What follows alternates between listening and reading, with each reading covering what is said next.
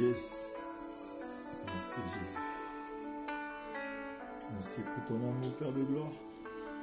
Merci pour ce que tu fais et que tu feras encore. Merci Jésus. Merci à toi, toi qui ne changes pas. Toi le maître des temps et des circonstances. Nous te sommes reconnaissants, Papa. Merci Jésus. Merci Seigneur. Merci Jésus. Merci pour ce moment béni, Père de gloire. Alléluia, toi Elohim.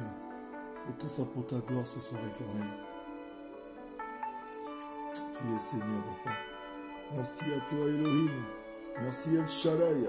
Merci Jéhovah Yahweh. Merci Saint des Saints, Saint d'Israël ce soir. Alléluia, toi Jésus. Rabrasanda Kashea. Merci Seigneur. Béni sois-tu Seigneur ce soir. Alléluia, toi Elohim. Merci Seigneur. Tu ne changes pas. Conduis-nous dans ce moment béni par toi Seigneur. Merci pour ta grâce. Merci pour la faveur que tu nous accordes ce soir. De partager ces instants avec nos frères, avec nos sœurs, avec toute personne connectée, Seigneur, derrière leur téléphone, derrière leur ordinateur. Dieu de gloire, viens visiter ces instants éternels de la parole, ces instants-là où nous venons, Seigneur, mon Dieu, mon roi, écouter quelque chose de ta part. Là où tu veux donner une direction à un frère, donner une direction à une sœur. Oh oui, éternel, merci à toi, Esprit du Dieu vivant. Rabrasanda Kashea, Kirebo Soyo Koshea, merci à toi, éternel, ce soir. Alléluia. Tu es Seigneur, Papa. Que toute la gloire te soit rendue, Elohim, ce soir. Merci, Jésus. Béni sois-tu, Seigneur. Visite ces instants éternels, que ce soit un moment béni de ta part. Alléluia. Merci, Jésus. Merci, Dieu. Alléluia. Toi, Seigneur, tu es Dieu. Tu es puissant et tu es vivant. Alléluia, toi, Jésus. Merci, Jésus. Merci Seigneur. Alléluia toi. Encore un petit instant que nos frères et nos sœurs se connectent afin que nous puissions commencer ce moment de partage de la parole qui a pour thème ce soir les sentiments de non-exaucement. Bien-aimé, partout où tu te trouves, connecte-toi à ce moment. Je ne sais pas à quel moment vous avez eu ce moment, à quel moment vous êtes connecté à ce moment. Mais bien aimé, nous devons savoir une chose, que la main de Dieu n'est pas courte pour toucher, ni son oreille trop dure pour entendre. S'il permet ce moment, c'est parce qu'il veut changer la vie d'une personne. C'est parce qu'il veut donner une direction à une personne. C'est parce qu'il veut ranimer cette flamme qui est en train de s'éteindre dans la vie d'une personne, dans le cœur d'une personne. Le Seigneur veut ramener le cœur de tout le monde vers lui, car il est amour. Il veut que tout le monde ait la connaissance. Il veut que tout le monde parvienne à la connaissance de la vérité qui est Jésus. Et ce soir, bien-aimé, le Seigneur veut que tu tournes ton cœur vers lui. Partout où tu te trouves, bien-aimé, connecte-toi à ce moment de partage. Les sentiments de non-exaucement. Je pense que tout le monde est concerné. Même nous, souvent, nous sommes concernés. Même moi, je suis concerné. Si aujourd'hui, nous avons eu ce thème, c'est parce que le Seigneur m'a conduit à me poser des questions. Je me suis posé des questions, le Seigneur m'a répondu. Et je veux aujourd'hui partager ça avec quelqu'un. On veut partager ça avec quelqu'un ce soir. Partout où tu te trouves, partage ces moments. Invite un frère, invite une sœur à se connecter à ces moments bénis du Seigneur. Le Seigneur est bon, bien-aimé. Invite quelqu'un, bien-aimé. Invite ton frère, invite ta sœur. Partage ce moment. Nous avons encore quelques 2 minutes que nous allons commencer. Alléluia. Dieu est bon, bien-aimé. Merci Jésus. Merci pour ta grâce ce soir. Rabrasanda Kashea, Robro, Kirebe Soyo Koshea. Merci Jésus. Merci pour ta grâce, merci pour ton amour, Seigneur, ce soir. Béni sois-tu, Seigneur, conduis-nous dans tes voies, afin de vivre ta gloire. Nous voulons écouter quelque chose. Merci, Seigneur. Alléluia, alléluia. Merci, Jésus. Nous bénissons ton Saint-Nom, éternel, mon Dieu, mon roi, nous t'appelons Saint-Esprit de Dieu. Alléluia. Conduis ce moment, éternel, par la gloire, que nous soyons que des instruments dans tes saintes divines mains. Père, que toute chair diminue, que tout reçoit ton esprit pour ça, éternel, mon Dieu, mon roi. Père, nous venons dans le trou de la grâce, car nous sommes assoiffés de tout. Assoiffés de ta présence, assoiffés de ton esprit, Saint-Esprit de Dieu. Parle à nos cœurs, éternel, mon Dieu, mon roi. Conduis-nous, éternel Père de gloire. Que ce moment soit pour toi, en toi et par toi, éternel Père de gloire. Jésus, tu es Seigneur. Merci, Jésus. Si précieux à nos cœurs. Merci, Elohim. L'opérant de nos Merci, miracles, El c'est toi, Shaddai. Seigneur, mon Dieu, mon roi. Dieu qui exauce nos prières, c'est toi, éternel Père de gloire. Oh Jésus. Alléluia à toi. Kérébeseyo Alléluia Koshea. à toi, Père éternel. Merci Jésus. Tu es Merci Dieu, Dieu de Père. gloire. Merci El Jésus. Shaddai, El Elyon, Elohim. Notre Alléluia à Père toi ce éternel. soir. Nous Prends les bénissons ta commandes de ce sainteté, moment. éternellement, du roi. Merci Te Jésus. disons Hosanna, Hosanna à ta sainte présence en ce lieu éternellement du roi. Béni soit ton Béni Saint, sois-tu, éternellement Seigneur. du roi. Béni Tu sois-tu es le Dieu de gloire. Père. Béni sois-tu Saint des Alléluia, Saints. ta sainte Conduis-nous dans tes présence. voies. Que tout Guide-nous, soit pour Père ta gloire dans éternellement, cet du roi. instant éternel. nous Là où soyons, nous tombons, Père Seigneur, éternel, des que instruments nous pour diminuions toi, et que Père tu éternel. grandis. Visite toute Seul personne ton derrière esprit son puisse grandir, téléphone, Père derrière son éternel. ordinateur. Père de gloire, Oh, merci à toi. Jésus. Reçois la gloire, reçois la Jésus, louange. Que tout Jésus, genou fléchisse Jésus, que tu es, Jésus, Seigneur. Jésus. Père de gloire, Jésus, je Jésus. brise les cœurs de pierre. Donne-nous des cœurs de Alléluia. chair ce soir. Merci pour ta Donne-nous des cœurs présence, qui Père reçoivent la éternel. parole. Donne un Guide-nous cœur à une par personne la se soumettre à la Père parole afin de éternel. recevoir une direction de ta part ce Écoutez ta soir. parole éternelle, Merci Père à toi, de Seigneur. gloire. Guide-nous, Tu es un enseigne-nous, Dieu Père d'amour. éternel. Alléluia. Que tout soit Béni pour sois-tu ton ce sang. soir, Papa. Merci Jésus. Alléluia. Tu es Dieu. Merci, Seigneur Saint Béni soit ta d'Israël. sainteté éternelle. Reçois la gloire. Reçois la Sois louange. élevé dans ce moment, Père Alléluia à toi, éternel. Jésus. Nous te saluons, nous te Nous disons, te disons merci, Seigneur. Nous te Merci. disons gloire. Gloire à que ta toute la Seigneur. gloire te soit rendue. Béni Bien-aimés, soit ta nous allons sainteté. commencer ce moment de partage. Mais avant toute chose, Alléluia. nous voulons vous dire, Amen. de la part de l'évangéliste et de moi-même, Amen. Amen, bonne et Heureuse année 2021 en Jésus-Christ. En Jésus-Christ. Et en plus, il y a une bonne nouvelle parce que le Seigneur nous a inspiré de quelque chose d'important. Il nous a inspiré, il nous a fait savoir, il a soufflé dans notre cœur puissamment que cette année est baptisée l'année de la restitution. C'est Amen. une année baptisée, année de restitution. Bien aimé, c'est Accroche-toi l'année à de cette restitution. parole. Et le Oh, passage Jésus. que le Seigneur nous donne, le passage clé de cette année, c'est le Joël 2 au verset 25. C'est le Dieu de restitution, c'est l'année de restitution. Bien aimé, tout ce que tu as perdu, tout ce qui a été détruit par les Gélec, les Alléluia, Gazam, tout ce qui a été détruit, bien aimé, le Dieu de restitution vient dans ta situation. Il vient restituer ce que tu as perdu. Il vient restituer ce que tu as. Même ce que tu n'attendais pas recevoir, tu vas le recevoir. C'est pourquoi ce soir, nous allons parler du sentiment de non-accomplissement. Bien aimé, de non-exaucement et de non-accomplissement. C'est un sentiment défavorable pour le chrétien. Mais ce soir, accroche-toi. Nous allons prier pour remettre ce moment entre les mains du Seigneur. Nous courons après le temps. Vous savez, il n'y a pas beaucoup de temps. Je sais qu'il y en a beaucoup qui vont peut-être après essayer de dormir et tout. Mais le maître des temps des circonstances, c'est Dieu. Partout où tu te trouves, bien aimé, ce que tu vas faire, tu vas juste cliquer pour inviter une personne, inviter un frère, inviter une soeur, que nous soyons nombreux à recevoir ce moment, que le Seigneur puisse bénir quelqu'un. Bien aimé, partage, multiplie et partage. Quelqu'un doit être sauvé. Mais pour qu'une personne soit sauvée, il faudrait que quelqu'un prêche. Et si nous sommes en train de prêcher, même si tu ne prêches pas comme nous, mais toi tu peux aussi partager, tu peux évangéliser par le partage. Le Seigneur a dit veillez à ce que personne ne soit privé de la grâce. C'est-à-dire que si toi tu as eu la grâce, veille à ce que quelqu'un autour de toi ne soit pas privé de cette grâce. C'est pourquoi partage. Amen, amen, amen. Multiplie, partage, invite quelqu'un sur les réseaux. Que nous soyons nombreux, bien-aimés. Le Seigneur veut nous bénir au travers de ses enseignements. Et encourageons nos frères et nos sœurs.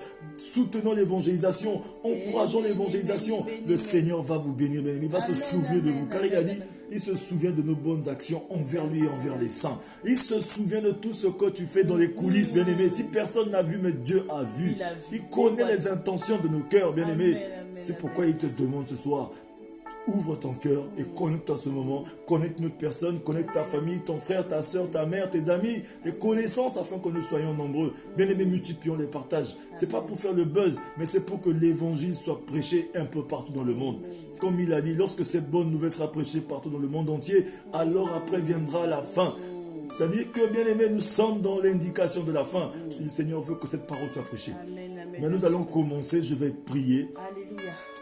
Je vais prier, nous allons commencer. Éternel Dieu de gloire, je remets ce moment entre tes saintes et divines mains. Tu es le Dieu de gloire, le Dieu miséricordieux. Nous diminuons et que tu grandisses, nous soumettons ce moment à toi. Père, utilise-nous comme un canal afin de parler à nos frères et à nos sœurs. Brise les cœurs de pierre, donne des cœurs de chair à quelqu'un ce soir. Dispose toutes les pensées, les cœurs qui sont captifs. Seigneur, ramène à l'obéissance du Saint-Esprit ce soir. Esprit de Jésus-Christ, emmène le règne de Jésus dans ce moment de partage. Que tout ce qui est du monde des ténèbres, toute distraction soit dissipée au nom de Jésus. Que le vent de l'Est souffle afin de dissiper tout vent contraire. Seigneur, que l'atmosphère soit sécurisée par la puissance du nom de Jésus. Nous avons ainsi prié, nous disons Amen. Amen, amen, amen, Amen, bien-aimés. Le thème de ce soir, comme nous l'avons dit et indiqué sur la page depuis un certain temps, c'est que nous allons parler du sentiment de non-exaucement. Amen, amen, amen. Le sentiment de non-exaucement. Et pour ce faire, nous allons laisser la place à la servante de l'Éternel de commencer à débiter afin de nous conduire, parce que nous avons l'eau à la bouche. Amen, Elle va amen, commencer maintenant à débiter. Mais je bénis le Seigneur pour, Alléluia. pour ce thème qui commence, qui ouvre en fait l'année 2021. Parce que quand on regarde, on a toujours l'habitude de se dire qu'au mois de décembre, début janvier, nous faisons tous des bilans de ce que nous avons entrepris, des prières que nous avons. Certains ont des cahiers de prières où ils regardent les prières que le Seigneur a exaucées et d'autres qui n'ont pas été exaucées. Et je pense que chacun d'entre nous, nous sommes des humains et nous avons tous eu un jour dans notre parcours, et quand je dis nous tous, je nous englobe nous tous, moi personnellement, un sentiment de non-exaucement de nos prières. On a eu à faire des demandes au Seigneur, on a eu à adresser des prières ferventes au Seigneur, on a eu à jeûner pour cela, on s'est rapproché de la face de Dieu, on a cherché le Seigneur de tout notre cœur, mais à la fin, on se rend compte que notre prière n'a pas été exaucée. Amen. Et je pense que ce sentiment-là, beaucoup de chrétiens l'ont connu. Amen. Beaucoup de chrétiens ont eu cette fin en fait de insatisfaction, voici le mot, voilà. Amen. Insatisfaction de savoir que mais j'ai adressé des prières à ce grand Dieu. La parole nous dit invoquez-moi et je vous répondrai. Mais je t'ai invoqué, Seigneur, j'ai prié, j'ai jeûné, j'ai peut-être fait des jeûnes d'Esther, je me suis éloignée de certaines choses, j'ai brisé mon cœur, j'ai fait beaucoup de sacrifices, mais ma prière n'a pas été exaucée. Pourquoi? Et on se pose beaucoup cette question. Et on a ce sentiment, en fait, comme une frustration dans le cœur, en fait, que le Seigneur ne nous entend pas. On dit oui, l'oreille du Seigneur n'est pas trop dure pour entendre, ni sa main trop courte pour nous entendre. Mais sans couper la servante de Dieu, j'ai juste une question à te poser. Alléluia. Parce que lorsque tu nous dis que le sentiment, parce que lorsqu'on dit sentiment, parce que des fois, lorsqu'il y a amalgame, ça fait que des fois on ne comprend pas. C'est pourquoi c'est important qu'on puisse mettre la différence entre le sentiment. Parce que pourquoi on parle de sentiment? Le son, on va couper un petit peu, on va baisser un petit peu le volume de la... Amen. Okay. Donc, quand on parle de sentiment de non-exaucement, en fait, on va d'abord décortiquer les deux mots principaux du thème. On va parler de sentiment et après on va parler d'exaucement. Je vais commencer par le mot exaucement. Le mot exaucement, en fait, selon l'encyclopédie biblique, ça veut dire accueillir favorablement une prière, donner satisfaction à quelqu'un en lui accordant ce qu'il demande. C'est ça qu'on appelle l'exaucement. Amen. Et le mot sentiment, en fait, c'est une capacité d'apprécier, la faculté de sentir, en fait. L'exaucement ne dépend pas de toi, mais dépend de la personne à qui tu as adressé la prière. Mais le sentiment, c'est toi qui le ressens. Amen. C'est toi qui as la capacité d'apprécier si on t'a entendu, si on ne t'a pas entendu. Donc, il faut vraiment qu'on fasse la différence entre les deux. Quand on parle de sentiment de non-exaucement, c'est ta capacité à apprécier si ta demande a été reçue favorablement auprès du Père. C'est ce qu'on entend par sentiment de non-exaucement. Mais je pense qu'il y a un passage biblique que je vais mettre, qu'on va essayer de mettre juste là d'appui par rapport à ce que la servante vient de donner comme définition. Regardez un peu le passage de Proverbe 16. Amen. Nous dit ceci: les dispositions du cœur appartiennent à l'homme. Voilà. Alléluia. Les dispositions du cœur appartiennent à l'homme, mais la décision que formule la langue vient de l'Éternel. Amen. Toutes les voies de l'homme sont pures à ses yeux, mais celui qui pèse les esprits, c'est l'Éternel. Recommande à l'Éternel tes œuvres et tes projets se réaliseront. Amen, amen, Ça, c'est le livre de Proverbe 16 à partir du verset 1. C'était juste pour mettre un peu... Ça étoffe un peu ce que je suis en train de dire, Oui, voilà. et comme pour dire le Seigneur est en train d'appuyer, en fait. C'est-à-dire, tu peux former des projets, tu as des prières, mais la personne qui exauce en fait ces prières, toi en tant que chrétien, c'est Jésus. Donc c'est pour dire que... C'est pour dire que des fois, quand on parle des sentiments que nous avons souvent de non-exaucement, c'est pas forcément qu'on est coupable de quelque chose. Non, il y a plusieurs cas de figure en fait. En creusant un petit peu dans la parole et en préparant ce thème, et je bénis le Seigneur qui lui a inspiré ça, parce que c'est quelque chose qui pendant beaucoup d'années, moi personnellement, j'ai eu beaucoup en fait ce sentiment que le Seigneur ne m'entendait pas. Je ne sais pas si vous, mes frères, mes sœurs, vous avez déjà eu ça sur votre parcours de la vie chrétienne. Vous avez eu à adresser des demandes au Seigneur, vous avez brisé votre chair, vous avez fait des jeûnes, des prières, vous avez mis votre vie en ordre, vous aviez tout fait, mais au moment de l'accomplissement en fait, de la promesse de Dieu. Il y a même des serviteurs de Dieu qui ont parlé sur votre vie. Ils ont vu la bénédiction arriver, mais au moment où la bénédiction arrive, mais la bénédiction n'est pas là en fait. Vous ne la touchez pas. C'est comme si vous avez vu la terre promise, exactement. Mais vous n'avez pas pu mettre pied à cette terre promise. Exactement, c'est exactement ça. C'est comme Moïse devant Cana. Il a vu Cana, mais il n'est pas entré. Et beaucoup de chrétiens en fait, nous avons tous vu notre Cana, mais nous ne sommes pas entrés. C'est-à-dire que tu as fait le plus difficile, le plus facile devient compliqué. Exactement, le plus dur tu l'as fait, mais le plus facile en fait, tu n'arrives pas à le faire, tu n'arrives pas à le palper en fait. Et cela, ça crée en toi un sentiment de frustration. Ça te frustre, tu as l'impression que le Seigneur ne t'entend pas ou ne t'exauce pas. Donc ça veut dire que le sentiment de non-exaucement, ça veut dire que ça emmène encore autre chose dans la vie du chrétien. Amen, amen. Parce que ce sentiment en fait ouvre, c'est comme une petite porte que tu ouvres à d'autres sentiments qui arrivent derrière. C'est quand tu as ce sentiment, cette faim en fait qui n'a pas été rassasiée, mais ça ouvre en fait d'autres portes en fait à d'autres sentiments comme l'incrédulité, le doute, la peur, le désespoir, le découragement, l'inquiétude, l'angoisse. Non seulement ça, mais à un moment donné, tu as l'impression la colère envers Dieu, et tu as l'impression les sentiments de rejet. Exactement, tu as l'impression que Dieu ne t'écoute pas. D'accord. Et ce qui nourrit encore un peu plus ça, c'est que tu te dis, mais Seigneur, j'ai fait tout ce que tu m'as recommandé, mais je ne comprends pas pourquoi. Je ne suis pas entré dans mon Cana, ma promesse ne s'est pas réalisée. Amen. Et en creusant un petit peu plus dans la parole, je me suis rendu compte que la parole aussi nous parle de ces j'appelle personnages bibliques, mais de nos prédécesseurs dans la foi, en fait, qui ont eu ces sentiments aussi, qui ont vécu ça, que nous vivons aujourd'hui. C'est-à-dire que tout ce qui nous arrive aujourd'hui, nous, en tant que chrétiens, c'est déjà arrivé à d'autres personnes. Amen, exactement. C'est déjà arrivé à d'autres personnes. Oui, bien aimé, ce que nous sommes en train de dire, c'est tellement important parce que c'est quelque chose que nous vivons au quotidien. Même nous, les chrétiens, on n'est pas épargnés de cela. Même nous, les serviteurs de Dieu, on n'est pas épargnés de cela. On a prié pour certaines choses. On a jeûné pour certaines choses. Ça fait des années qu'on prie pour ça, mais on n'arrive pas à vivre ces choses-là jusqu'aujourd'hui. Peut-être on se dit que Dieu ne nous écoute pas. On se dit peut-être que Dieu ne nous aime pas. Ou bien peut-être que Dieu n'aime que les autres. Dieu ne répond qu'à la prière des autres. Ou bien peut-être que nous, il y a peut-être le péché qu'on a fait dans le passé, Dieu n'a pas pardonné. Qui nous rattrape encore. Voilà, c'est ce que nous essayons de comprendre aujourd'hui. On est là juste pour accompagner les autres. Voilà. Beaucoup de sentiments, on est juste là en fait, tu pries, tu jeûnes, tu intercèdes, tu fais tout, tu te lèves pour les autres et tout, tu t'occupes de la maison du Seigneur, mais de toi-même tu rentres chez toi, mais tu es frustré en fait. Mais n'oublions pas, bien-aimés, n'oublions pas que cette année, nous avons dit depuis le début que c'est l'année de la restitution. C'est-à-dire que tout ce que tu as perdu, c'est ton année de restitution. Est-ce que quelqu'un peut dire c'est mon année de restitution? Parce que le Seigneur nous a soufflé cela. C'est notre année de restitution. C'est l'année de restitution. Tout ce qui a été perdu va être restitué. Tout ce dont tu as perdu, c'est que ce n'est pas du temps perdu, mais c'est que le Seigneur, comme c'est un Dieu qui a du souvenir, qui a ouvert un cahier de souvenirs, il se souvient de nos bonnes actions envers lui et envers les saints. Il va se souvenir de toi. Il se souviendra de toi. Et ce qui m'a interpellée en fait quand je préparais ce message, c'est que je me suis rendu compte que même lorsque le Seigneur te rappelle en fait cette promesse, en fait, tu as en fait comment dire il y a un mot qui dit ça là. On te rappelle, dit non mais tu vas être béni, tu dis oui. Tu vois, tu as un peu de dédain, un peu dans le sens que oui, c'est vrai, mais tu ne crois pas forcément.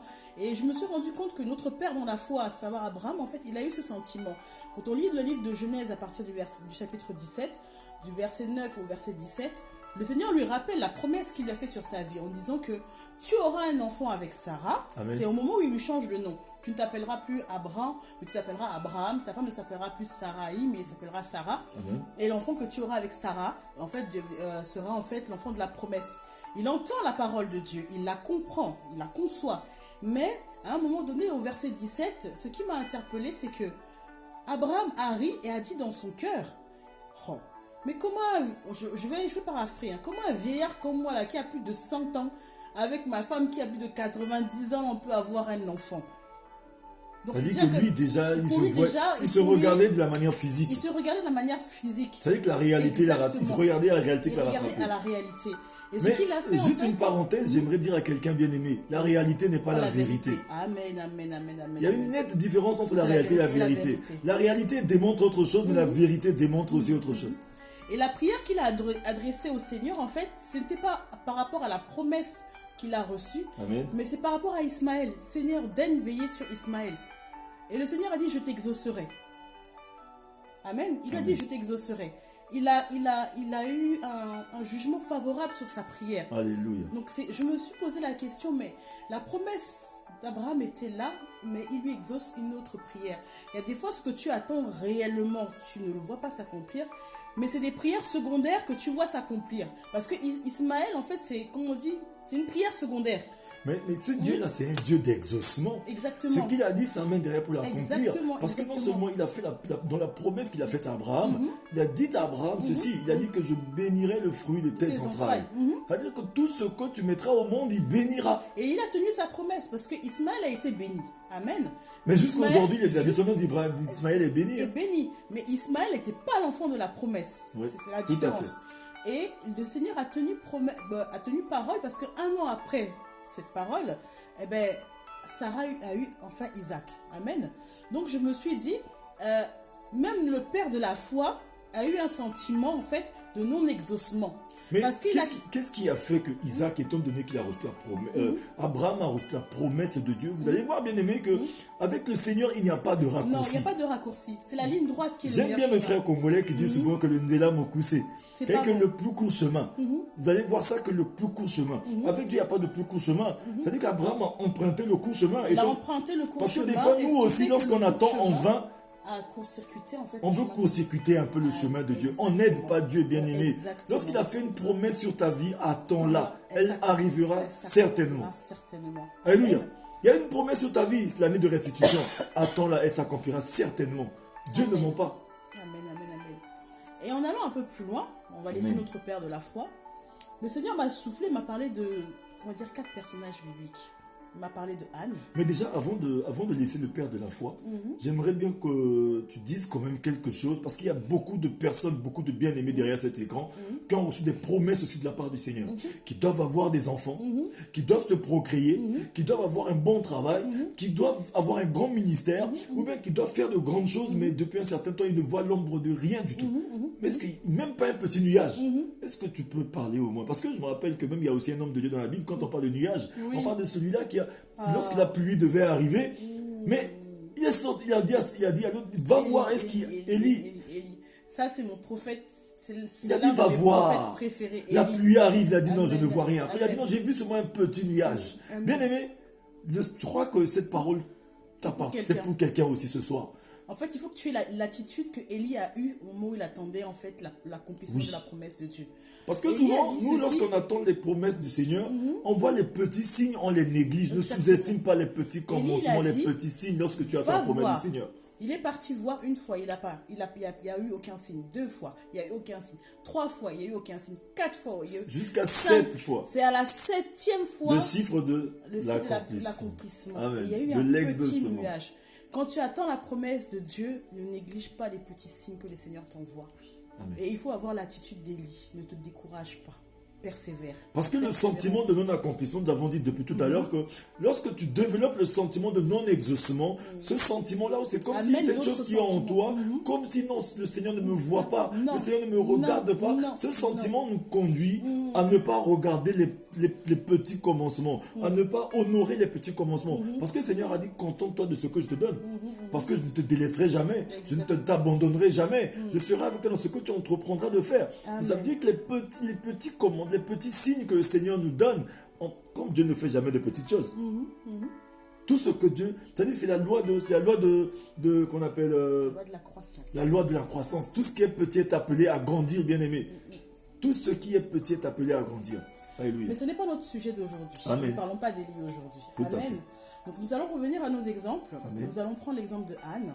Nous allons prendre l'exemple de David. Nous allons prendre l'exemple de Daniel. Et nous allons prendre l'exemple du roi Saül. Amen. Amen. Pourquoi j'ai choisi ces 4 personnages? En fait, c'est en me penchant sur ce message, quand l'évangéliste m'a parlé de ce sentiment de non-accomplissement, j'ai levé les yeux au ciel, j'ai dit, oh Seigneur, en fait, je suis en train de me parler à moi-même en tout cas. C'est-à-dire, ma fille, parle de ce que tu connais, parce que ça, je connais. J'ai vécu ça, j'ai eu à passer par ces sentiments de frustration où mes prières ne sont pas montées, où j'ai eu à abandonner, où j'ai eu à même me dire que le Seigneur ne m'entendait pas. Là où j'ai eu à dire que ouais, je suis venue pour accompagner les autres, tout simplement. Amen. Où j'ai eu à être frustrée, là où j'ai eu à même dire que bon ben tant pis, je laisse tomber, j'abandonne ce rêve, j'abandonne ce projet, ça sert à rien en fait. J'ai eu vraiment à passer par différentes phases. Et en travaillant ce message, je me suis rendu compte qu'il y a d'autres personnages qui sont passés par ces différentes phases, mais ils ont eu des attitudes différentes, et avec l'attitude que tu as eue, tu as des résultats différents. Amen. Lorsque nous parlons de Anne, c'est dans le livre de Samuel. Amen. Anne avait envie d'un enfant. Elle était mariée, elle n'avait pas d'enfant. Et à chaque fois qu'elle adressait la prière à Dieu pour avoir un enfant, c'est sa coépouse qui avait un enfant à la place. C'est comme si aujourd'hui, toi, tu prépares un projet, tu pries le Seigneur, tu dis Seigneur, ben écoute, mon mari et moi nous n'avons pas d'enfant, je veux avoir un enfant, et c'est l'ex de ton mari qui accouche, quelque chose comme ça, vous voyez un petit peu. Ou bien aujourd'hui tu te projettes pour avoir un travail, même pour avoir une promotion, et tu vois que c'est les autres dans ton bureau qui ont la promotion, mais la promotion arrive, toi tu ne reçois pas de promotion. Tout le monde autour de toi a la promotion, mais tu es le seul ou la seule à ne pas avoir cette promotion. Alors que tu pries pour ça à chaque fois, tu jeûnes pour ça, tu fais des offrandes exceptionnelles pour cette promotion, mais tu ne l'as pas. C'est un peu le cas de Anne. Elle a prié, chaque année elle priait, elle jeûnait pour cela, jusqu'à même elle a accusé son mari. Tu vois, elle lui dit mais c'est comment avec toi là? Comment ça se fait que j'ai pas d'enfant? Mais ce qui la frustra encore un peu plus, c'est que Pénina avait des enfants. Ça veut dire que son mari n'était pas stérile. Imagine les frères et les sœurs qui se trouvent dans ce cas de figure. Là où aujourd'hui peut-être que tu travailles quelque part et que tu as peut-être une personne qui est venue dans ton travail, que c'est toi qui as formé cette personne et que tu te retrouves à voir que cette personne qui est venue a eu la promotion ou bien a évolué plus que toi. Exactement. Ou bien même dans l'église, ou bien même partout où on se trouve, même dans le sport. Des personnes qui sont venues après nous ont avancé et nous sommes restés devant stagner. Mais est-ce que tu as quelque chose à dire directement à ces personnes? La question que la chose que je Parce qu'il y en a qui vont être conduits, le sentiment de non-exaucement les conduit à prendre une autre décision qui sera la mauvaise. Et Anne, je peux dire, parce qu'elle n'a pas eu Samuel tout de suite, je pense qu'à un moment donné, sur le parcours de Anne, on nous dit que c'est Dieu qui l'a rendue stérile. La question qu'on te pose, c'est que Dieu... Ça nous interpelle. C'est Dieu qui l'a rendu stérile. Donc ça veut dire qu'il y a certaines personnes aujourd'hui, il y a certaines stérilités dans ta vie aujourd'hui. Lorsque tu vois ne rien produire, ça veut dire que c'est peut-être Dieu qui est passé par là. Exactement. Dieu est passé par là. Mais pourquoi, posez-nous la question, mais pourquoi Dieu fait souvent ça? La question que je me suis posée, pourquoi Dieu fait souvent ça? On ne nous parle pas du passé de Anne. Parce que c'est pas sur ça qu'il veut en fait porter le regard. Tu pars avec un handicap dans la vie. Tu pars avec... des capacités amoindries par rapport aux autres, mais c'est Dieu qui l'a voulu pour toi. Pourquoi? Parce que il y a quelque chose en toi, au travers de cet handicap, où il veut tirer sa gloire. Amen. Ça, c'est le mot. Bien aimé, souvent, il y a certaines qu'on appelle handicaps dans ta vie, ou bien certaines stérilités. Lorsque tu vois que c'est comme si ça ne produit pas, c'est peut-être le Seigneur, il permet que cette chose arrive dans ta vie pour te modifier la vie. Et pour tirer sa gloire. Tout à fait. Amen. Elle a eu ce sentiment de frustration, de non-exaucement. Mais qu'est-ce qu'elle a fait? Il y a eu un jour où elle a décidé d'ouvrir réellement son cœur à Dieu. Amen. Et elle a parlé cœur à cœur avec le Seigneur. Elle a versé son cœur devant le Seigneur. Et quand elle a versé son cœur devant le Seigneur, elle a donné cette prière qui venait du fond d'elle. Si tu me donnes, je te donne.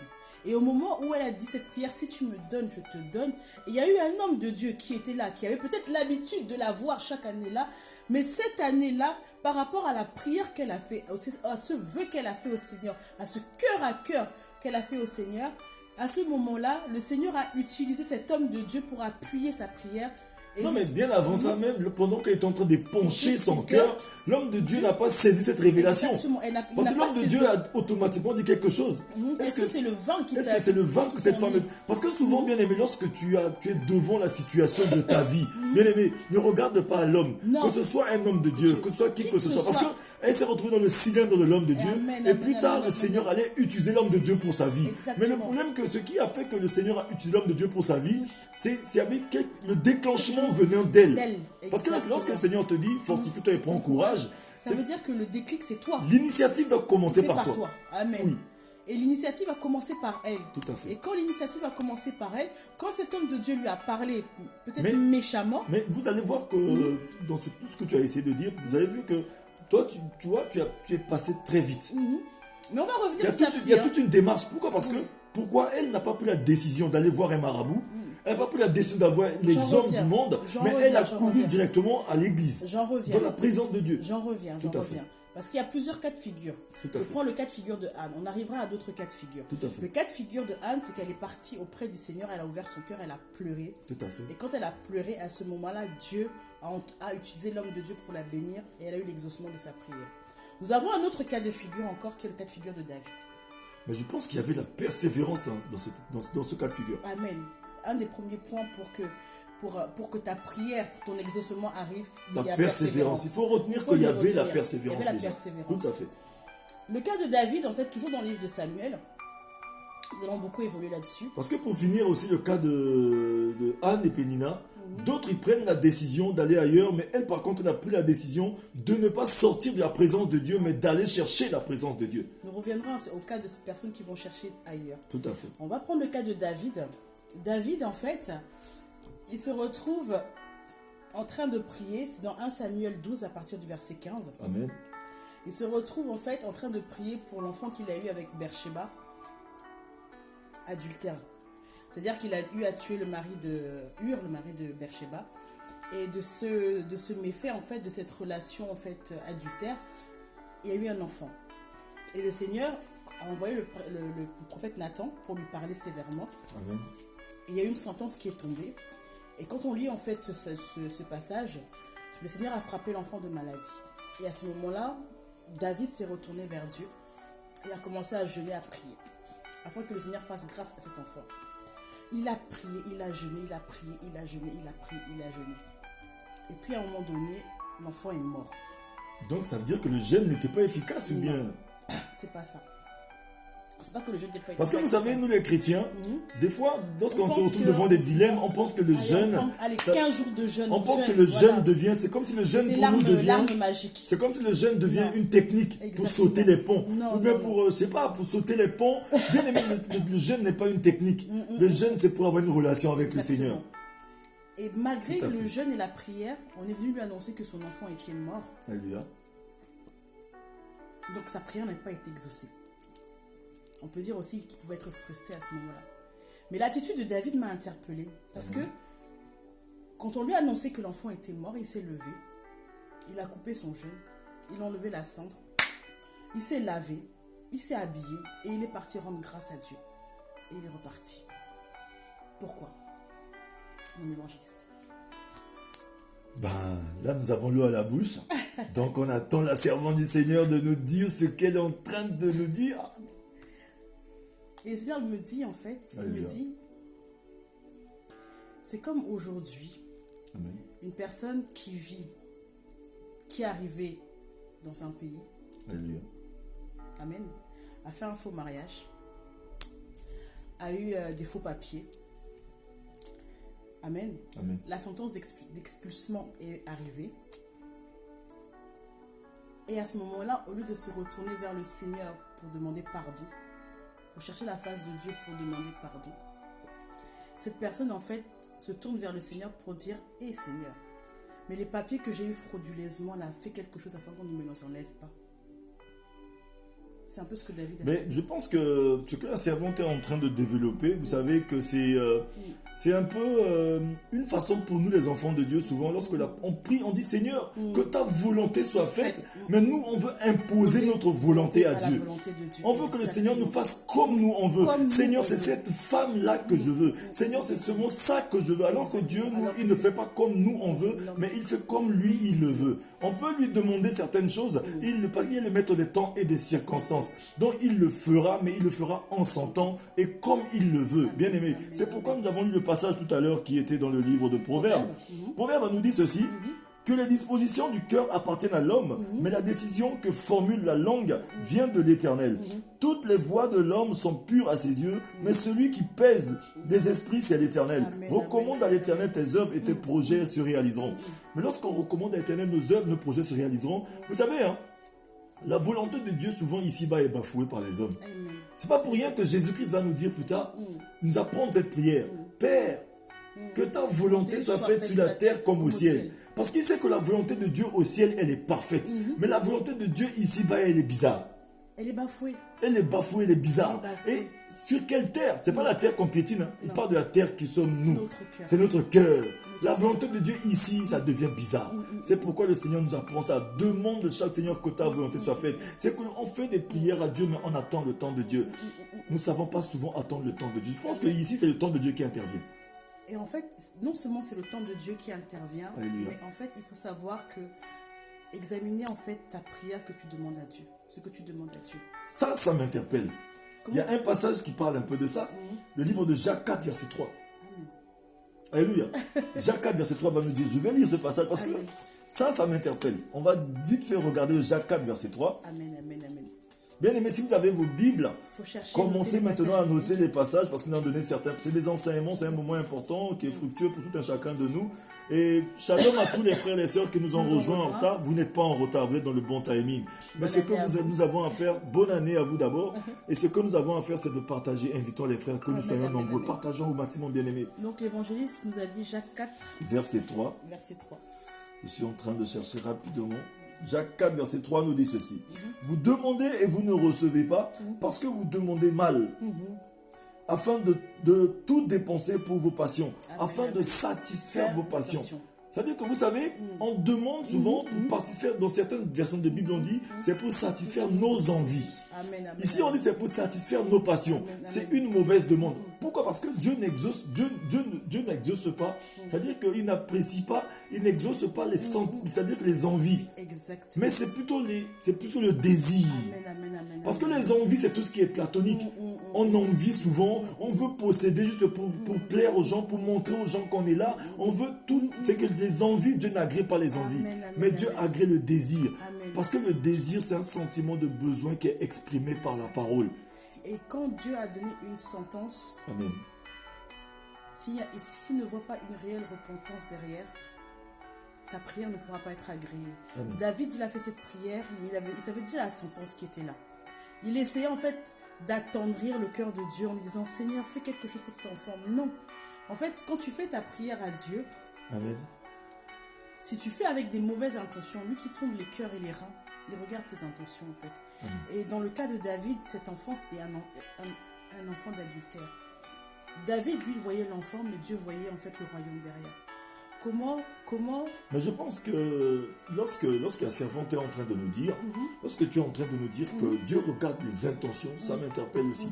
Parce que le livre de Ésaïe 26, verset 3 nous dit ceci. Pour ceux qui ont leur Bible, notez bien. Ésaïe 26, verset 3 va nous parler, dans certaines versions de Bible, on nous dit sentiment. Dans certaines versions de Bible, on dit intention. La parole dit, à celui qui est ferme dans ses intentions, Dieu lui assure la paix parce qu'il se confie en l'Éternel. Dans d'autres versions, on dit, à celui qui est ferme dans ses sentiments, Dieu lui assure la paix. Mais quelles intentions et quels sentiments? Parce que les intentions viennent avant les actions. Exactement. Mais quelles sont tes intentions? Quelles sont tes nos sentiments? intentions? Là, David demande au Seigneur, en fait, de maintenir la vie de cet enfant qu'il a eu dans le péché. Amen. Cet enfant issu, en fait, d'un meurtre, on peut dire. Parce qu'il a tué le mari de cette femme. Donc, et des fois, quand tu adresses tes prières au Seigneur, si tu les adresses, en fait, dans un contexte qui est sale, il ne peut pas te les exaucer.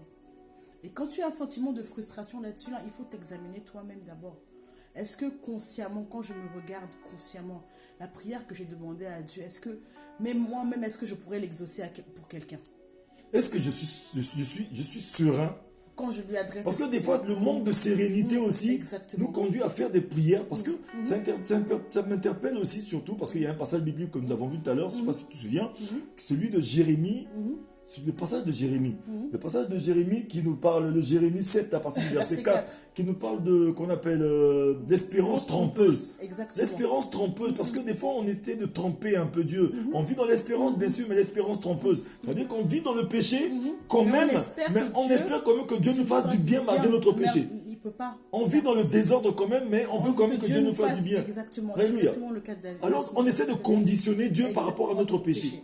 Alors qu'on ne peut pas conditionner Dieu. C'est un Dieu qui est souverain, bien aimé. Le sentiment de non-exaucement, c'est comme si on est en train de dire, mais Seigneur, mais tu as intérêt à me faire ceci, étant donné que nous on reste encore dans la boue, mais on veut qu'il nous fasse du bien quand même. C'est exactement ça.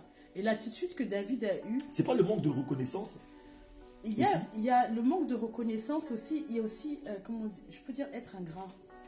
L'ingratitude, c'est le manque de reconnaissance aussi. Alors que le Seigneur, il aime beaucoup la reconnaissance, bien aimé. Il faut être aimé. reconnaissant en fait avec le Seigneur. Alléluia. Amen. Et David s'est rendu compte, ce que j'ai aimé dans son attitude, qu'il s'est rendu compte que mais l'enfant est mort. Il a rendu grâce à Dieu. Peut-être qu'il a demandé pardon au Seigneur, mais s'est rendu compte qu'effectivement... Mais je pense que dans ce cas de figure aussi, l'enfant qui était conçu dans le péché, parce que Dieu, vous savez, hein, lorsqu'il nous dit sans tenir compte de nos temps d'ignorance, il appelle tout le monde à la repentance, parce que le péché a des conséquences. Les conséquences du péché, c'est le malheur qui arrive. C'est pourquoi Dieu veut qu'on sorte du péché très vite. Imaginez-vous qu'une personne qui a passé toute sa vie à fumer, tu fumes, et lorsque la fumée atteint ton poumon, le jour que tu viens au Seigneur pour te repentir, lui, Dieu, il va te pardonner, bien sûr. Mais la fumée, tellement que tu as fumé, a détruit ton poumon. Les conséquences, c'est que ton poumon, quand il est détruit, mais tu risques de partir prématurément, de mourir prématurément, juste parce que c'est ton poumon qui t'a détruit, qui t'a tué. Amen. Parce que Dieu, lui, a pardonné David. Mais les conséquences du péché, c'est que le péché, comme l'enfant était conçu dans le péché, il fallait enlever les conséquences. Vous avez vu un peu ce qui se passe? C'est que le Seigneur, lui, il nous aime. La parole nous dit dans le livre de Jean 15, verset 7, la parole de Dieu nous dit que si vous demeurez en moi et que ma parole demeure en vous, tout ce que vous demandez en priant, vous devez l'obtenir, vous le verrez s'accomplir. Mais ça veut dire qu'à l'instant où vous demeurez en Christ, que sa parole demeure en vous, quand vous demandez quelque chose à Dieu, vous devez avoir l'assurance dans le cœur que cette chose est déjà pour vous. Amen. Et ça revient à mon troisième cas de figure, tu l'as introduit, Daniel 9. Tout à fait, c'est ce que j'allais dire. Exactement. Daniel a émis une prière envers Dieu pour avoir des éclaircissements à propos d'une prophétie. La prophétie de Jérémie. Exactement. Et pendant 21 jours, il n'a pas eu de réponse. Il a fait ce que Anne a fait, il a persévéré. Amen. Mais il est resté pendant tout ce temps que dans la prière, dans la bonne attitude pour attendre. Parce que vous savez, les béatitudes dans la Bible, dans le livre de Matthieu, on nous parle des béatitudes, la bonne attitude à recevoir les choses de la part du Seigneur. Mais souvent, lorsque nous demandons certaines choses à Dieu, quelle est notre attitude envers le Seigneur? Soit avant le moment de demander, pendant le moment de demander et après le moment de demander. Notre attitude était comment? Parce que tout ça entre en ligne de compte. Il m'enlève les mots de la bouche. Après avoir demandé... Non, nous sommes en équipe. On est complémentaires. Tout à fait. Après avoir demandé au Seigneur, il est parti rendre grâce à Dieu et sa réponse est arrivée. Amen. Cet homme, en fait, nous montre l'attitude que nous devons avoir, l'attitude de persévérance pour que notre prière soit exaucée. Amen. Amen. Et au départ, l'évangéliste m'a posé la question, mais qu'en est-il de ceux qui prennent les raccourcis? Oui, tout à fait, c'est ça. C'est le quatrième cas que le Seigneur m'a soufflé, c'est le cas du roi Saül. Mais ça veut dire que lui, il est parti pour les raccourcis. Lui, il a pris un raccourci. Parce qu'aujourd'hui, il y a beaucoup de nous, aujourd'hui, quand ils attendent en vain avec le Seigneur, bon, c'est comme s'ils deviennent Dieu eux-mêmes, ils vont prendre un petit raccourci. Mais vous savez, on ne peut pas tromper Dieu. Il y a beaucoup de chrétiens comme ça. Ils viennent à Dieu, mais c'est un peu de la sorcellerie. Parce qu'un sorcier, quand il entre dans un lieu saint, il met sa sorcellerie quelque part. Il entre, quand il finit, il va récupérer sa sorcellerie. C'est un peu de la sorcellerie ce que nous faisons. Parce que lorsqu'on vient à Dieu, on doit tout abandonner. On fait haut les mains, on laisse tout tomber, on dépend de lui. C'est ça qui manque aux enfants de Dieu. Amen. On garde un peu quelque chose au cas où si ça ne marche pas avec Dieu, je ne vais pas récupérer ma chose. Et c'est ce que ça a eu. C'est pas un peu ça? Il s'est passé qu'à un moment donné, quand vous allez lire le livre toujours de 1 Samuel, c'est un livre qui est très enrichissant, le livre de Samuel, le 1 et le 2. Amen. Je vous conseille ça comme début de lecture pour le début de l'année. 1 Samuel 28. Année de restitution. Amen. 1 Samuel 28. Amen. Ce qui m'a interpellé, c'est qu'au moment d'aller au combat, il a interrogé le Seigneur. Il a demandé en fait au Seigneur s'il allait avoir la victoire contre les Philistins. Tout à fait. Et il n'a pas eu de réponse. Il a demandé au prophète, pas de réponse. Le Seigneur est resté muet. Il s'est posé des questions. Au lieu d'attendre patiemment et de chercher la face de Dieu, il a demandé à ce qu'on aille chercher en fait une personne qui parle avec les morts. Alors qu'au début de son règne, quand il était encore debout dans la foi, quand il était encore zélé pour le Seigneur, il avait interdit en fait tout ce qui est voyance, tout ce qui était culte au diable en fait. Ça veut dire qu'il avait pris un engagement de faire des bonnes choses. C'est comme nous aujourd'hui. Dans les eaux du baptême, on a pris un engagement. On n'a fait que prendre des engagements pour faire certaines choses avec le Seigneur. Même là, au début de cette année, je crois qu'à la fin de l'année, tout le monde a fait un bilan. Au début de l'année, on a pris un engagement de faire les choses correctement. J'arrête de fumer, j'arrête de boire, je vais plus au bois de nuit. Les femmes, les hommes, j'arrête. C'est fermé en ce moment. Bon, j'arrête un peu le J'arrête les désordre. fêtes clandestines. Je- Voilà. J'arrête un peu avec la femme d'autrui, Exactement. l'homme d'autrui, j'arrête le Les vol, le copinages, mensonge, les vols. j'arrête un peu Exactement. les fraudes et tout. Je crois La que fraude, la masturbation. on arrête tout. J'arrête la pornographie. J'arrête tout ce qui est illicite. On a pris vraiment des bonnes ça dit qu'on résolutions. prend souvent de bonnes résolutions, mais qu'est-ce qui fait qu'on n'arrive pas à bout de nos résolutions? Mais quand il y a un obstacle, quand on te prière, quand on demande quelque chose à Dieu, bon, j'arrête ça, mais je sais que derrière, si je te demande ça, tu vas m'exaucer. Non, en fait, c'est pas ça. Là, dans le cas de figure de Saül. Donc c'est ça qui nous conduit à avoir le sentiment de non-exaucement. Exactement. Parce qu'on a l'impression qu'avec Dieu, je fais ça, tu fais ça. Non, Dieu n'est pas notre papa. Si je ramène des bonnes notes, papa, tu es obligé de m'acheter la voiture, mais tu n'as même pas ton permis de conduire. Mais je pense que tout à l'heure, quand on a évoqué le cas de manque de reconnaissance, ça c'est un manque de reconnaissance. Parce que vous allez voir que lorsqu'on a manque de reconnaissance envers le Seigneur, juste parce qu'on se plaint pour ce qu'on n'a pas encore obtenu, Mais au ce lieu de se qu'on a- contenter de ce qu'on a déjà. Exactement. Parce que si on se retourne, on regarde peut-être 10 ans en arrière, On voit là tout ce où que Dieu Dieu nous a a pris, nous a ramenés ici. Tous les problèmes qu'on avait depuis 10 ans, est-ce qu'ils sont encore là? Toutes les difficultés qu'on avait depuis 10 ans, est-ce que c'est encore là? Le Seigneur a fait du Mais ménage. on devait être quand même reconnaissant envers Dieu. Parce que moi, personnellement, je vous assure, hein, 10 mois, t'es dit que vous connaissez, peut-être pour ceux qui me connaissent, qui ne me connaissent pas, si on me ramène 10 ans, 15 ans, 20 ans en arrière, j'étais pas comme ça. Ah non. Je Même pense que moi-même. c'est le jour et la nuit. Totalement. C'est le jour Il est et la pas le nuit. seul, même C'est que moi-même. moi, même si Dieu me disait que bon, t'es dit ta vie s'arrête ici, je dis Seigneur, je te rends grâce. Merci. Parce que beaucoup d'enfants de Dieu aujourd'hui, toi qui es en train de te plaindre, le travail que tu as, que tu dis c'est petit, c'est pas suffisant là. Le nombre de personnes qui attendent d'avoir juste ce travail. Le nombre de personnes qui aimeraient avoir juste la petite voiture que tu as. Le nombre de personnes qui aimeraient juste avoir le petit standing que tu as. Être juste en Europe comme tu es. Ou bien avoir juste les enfants que couverture tu as. sociale. Avoir juste le petit, c'est-à-dire à manger sur ta table, la télé, avoir juste de l'air conditionné Avoir de que l'eau tu as. potable pour boire. C'est un peu, je pense que, bien aimé, ce sentiment que nous avons, ne devons pas développer ça. Non. De se plaindre pour ce que nous n'avons pas encore obtenu, au lieu de se contenter, parce qu'il a dit dans le livre de Hébreux 13, verset 5, nous dit que contentez-vous du peu que je vous donne, car je ne vous délaisserai pas, je ne vous abandonnerai jamais. Le Seigneur ne nous abandonnera jamais. Alléluia. Le sentiment de non-accomplissement nous conduit à faire des choses comme Saül a fait. Exactement.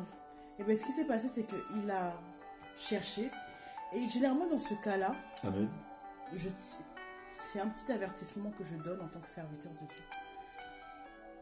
Quand des fois le Seigneur est muet, ou quand le Seigneur ne te parle pas, attends. Ça veut dire qu'il ne fait pas. va pas chercher Souvent, on ailleurs. pense que Dieu ne fait pas. Non. Quand il est silencieux, il travaille t'observe. dans les Il coulisses. travaille dans les coulisses. Amen. Et l'erreur que Saül a fait, c'est que il a cherché en fait la solution bis. Il a cherché ceux qui invoquent les morts. Pourquoi? Parce que Samuel était mort, donc il fallait un prophète. Les prophètes disaient que le Seigneur ne disait rien. Il fallait impérativement qu'il y ait une réponse. Des fois, quand tu adresses une prière au Seigneur, développe la patience. La patience d'attendre la réponse de Dieu. Comme Daniel l'a fait.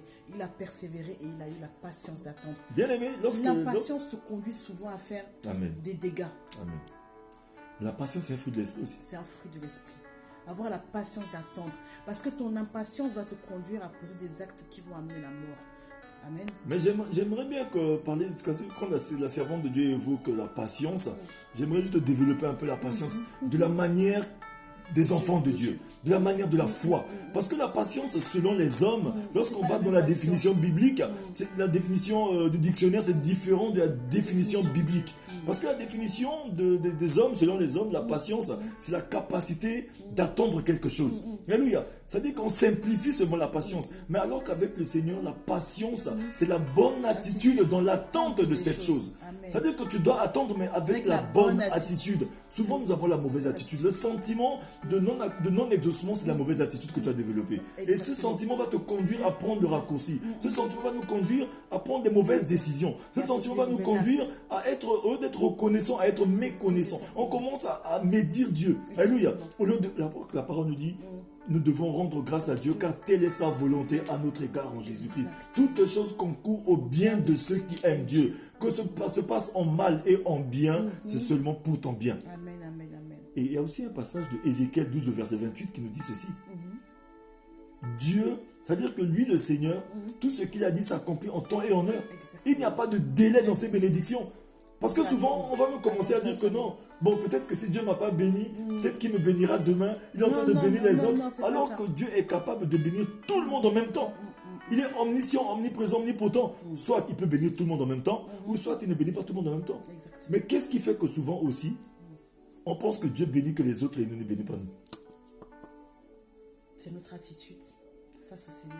Pourquoi nous on pense souvent ces choses-là? Que Dieu, c'est comme si, oui, il ne bénit que les autres, il bénit que le pasteur, il bénit que les hommes de Dieu. Et c'est comme si les pasteurs, les hommes de Dieu sont devenus coupables de leur bénédiction.